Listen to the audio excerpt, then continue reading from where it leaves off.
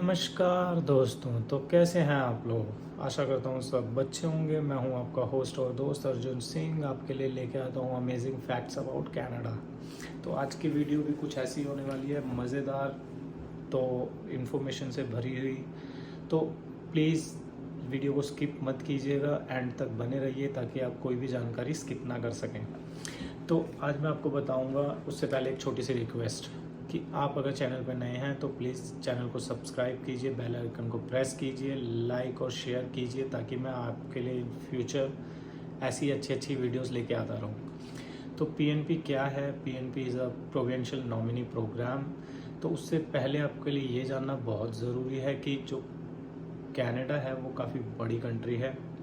तो बड़ी कंट्री होने के साथ इसमें 10 प्रोविंसेस हैं, 3 टेरिटरीज़ हैं, लेकिन पीएनपी जो आपका प्रोग्राम है, प्रोविंशियल नॉमिनी प्रोग्राम जो है आपका, ये खाली आपका 9 प्रोविंसेस और 2 टेरिटरीज़ में ही फॉलो होता है। जो आपका 3rd टेरिटरी है और जो आपका 10th प्रोविंस है, इसमें पीएनपी प्रोग्राम नहीं होता है क्योंकि वो क्यूबेक है और उनका कुछ different criterias, different rules and regulations हैं पीएनपी को लेके। तो उनको जब भी फॉरेन वर्कर्स की ज़रूरत होती है वो खाली तभी अपना पीएनपी ऑन ओपन करते हैं, अदरवाइज़ वो नहीं करते हैं। तो पीएनपी में बेसिकली क्या होता है? पीएनपी आपका एक प्रोविंशियल नॉमिनी प्रोग्राम होता है जिसमें एक प्रोविंस कैंडिडेट्स को इनविटेशंस भेजता है कि आप आइए और हमारे पास काम कीजिए। तो प्रोविंशियल नॉमिनी प्रोग्राम में अगर किसी प्रोविंस को फॉरेन वर्कर्स की ज़रूरत होती है तो वो इन्हें इनविटेशंस भेजता है। फिर भले ही आपका सीआरएस स्कोर जो है वो भले ही लो हो, उनको कोई फ़र्क नहीं पड़ता। लिंक्स का आपको जो इनविटेशंस जाते हैं वो काफ़ी डिफरेंट डिफरेंट लोगों को जाते हैं। जी मान लीजिए किसी स्पेसिफिक फील्ड में या किसी स्पेसिफिक स्किल्स में उनको जो भी रिक्वायरमेंट रहती है, अगर आपके पास वो है तो वो आपको लिंक भेजेंगे, आपको उधर जाना पड़ेगा। तो आपका बहुत ही इजीली आप पीआर हो सकते हैं। तो साफ साफ भाषा में पीएनपी एक प्रोग्राम है जिसमें एक प्रोविंस कैंडिडेट्स को इनविटेशंस देता है कि आप आइए, हमारे पास काम कीजिए और हमारे साथ मिलकर हमारी इकोनॉमी को डेवलप करने में हमारी हेल्प कीजिए। तो ऐसा होता है, जिसके काफ़ी बेनिफिट्स भी हैं। तो अब बात करेंगे आप बेनिफिट्स की। तो बेनिफिट्स ऐसे होते हैं कि आप भले ही आपका सीआरएस स्कोर कितना भी लो हो, आपको पीएनपी के डायरेक्ट 600 पॉइंट्स मिलते हैं।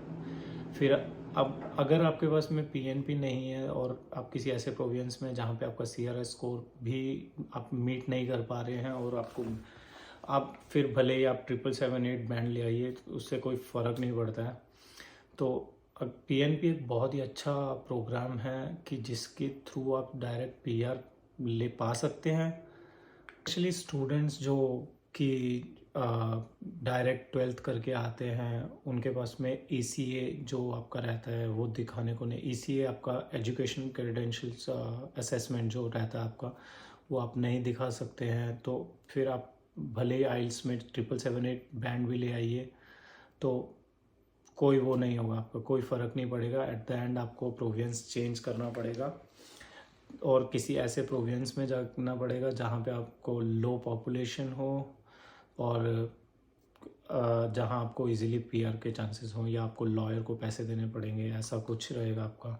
तो काफ़ी अच्छा प्लेटफॉर्म है और प्रोग्राम भी है। और उसके बाद में आपको जो कॉस्ट ऑफ लिविंग रहता है, ऐसा कुछ ऐसे छोटे प्रोविंसेस में आप मूव करेंगे पीएनपी के लिए, स्पेशली आप जब मूव करेंगे तो जैसा सस्केचुआन हो गया आपका, एडवर्ड आइलैंड आपका, और भी नोवा स्कोटिया, ऐसा कुछ प्रोविंसेस हैं जहाँ पे आप मूव करेंगे जहाँ पे आप पीएनपी प्रोग्राम के लिए अप्लाई करेंगे तो आपको इजीली पीआर मिल सकती है।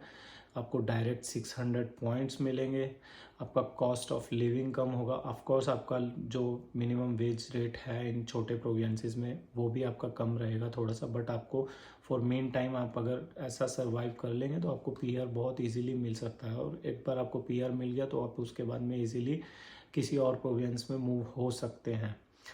रीज़न वही रहता है कि जितना आप लेस पॉपुलेटेड एरिया में रहेंगे उतना आपके लिए कंपटीशन कम होगा। तो आपका कंपटीशन कम है तो आपको इजीली पीआर मिल सकते हैं, आपके चांसेस ज़्यादा हो जाते हैं, हायर हो जाते हैं। तो ये डायरेक्ट आपको प्रोविंस ही है जो आपको डायरेक्ट 600 पॉइंट्स देता है।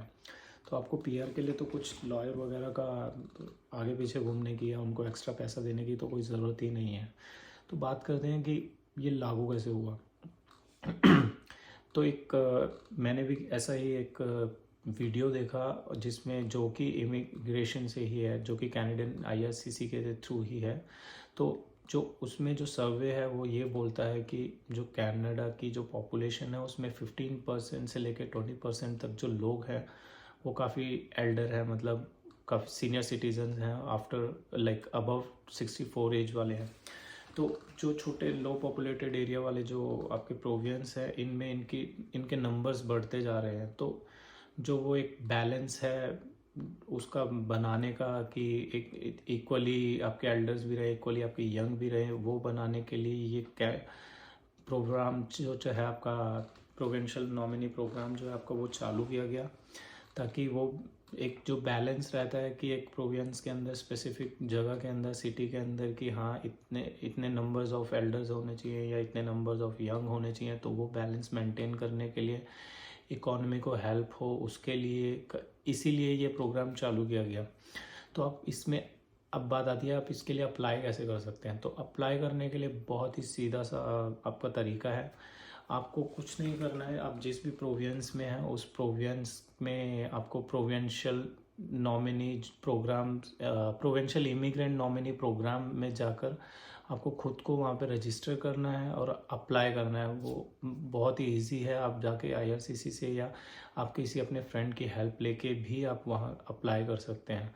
तो आप अप्लाई करेंगे तो आप अगर आपका और आपको अप्लाई ऐसा ही जगह के लिए करना है जहाँ पे आपको जॉब ऑफर लेटर की रिक्वायरमेंट नहीं है। तो उनके तो डिफरेंट जो प्रोविंसेस हैं सबकी अलग अलग रिक्वायरमेंट्स हैं। तो आप प्लीज़ चेक कीजिए आप कौन से प्रोविंस में उनकी क्या रिक्वायरमेंट्स है, उसके बाद ही आप पीएनपी के लिए अप्लाई कीजिए। तो ऐसे ही अमेजिंग जानकारी इसके लिए बने रहिए आपके अपने भाई अर्जुन के साथ, और सब्सक्राइब करना बिल्कुल मत भूलिए यार। Thank you so much guys.